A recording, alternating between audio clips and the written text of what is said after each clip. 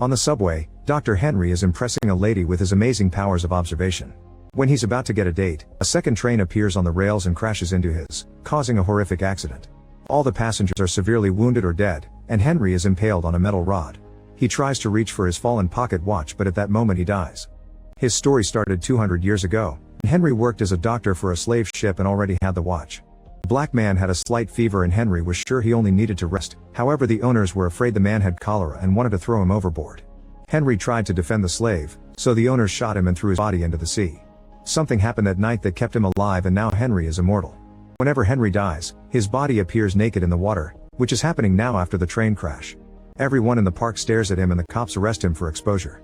After he's released, he goes to his house in an antique shop and adds the latest incident to his diary, on which he keeps track of every time he dies. Meanwhile, Detective Jo is called to investigate the crash and she finds Henry's watch. The cops search every car and find no survivors. The bodies are sent to the NYC medical examiner's office, where Henry works as a pathologist. He is working on opening the train driver when Jo arrives to ask for an update. With his observation skills, he can tell that Jo is a widow and has a drinking problem. Once he finishes the examination, he concludes that the driver was poisoned. At that moment the phone rings and Henry hears a mysterious man saying he saw him survive the train crash. The guy hangs up before Henry can ask for his identity. Moments later, Jo checks the station's security cameras and sees Henry getting on the train. Next day, Henry goes to work and finds an anonymous envelope containing a picture of him and his late wife Abigail in 1955. She always believed that Henry was chosen to be immortal for a greater purpose.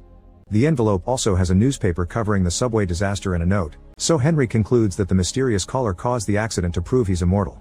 Afterward, Henry takes a blood sample from the dead driver and takes it home. His adopted son Abe knows his secret and injects him with the poisoned blood. Henry dies and appears in the river as usual, but now he knows that the poison is aconite. When he tries to return home, he finds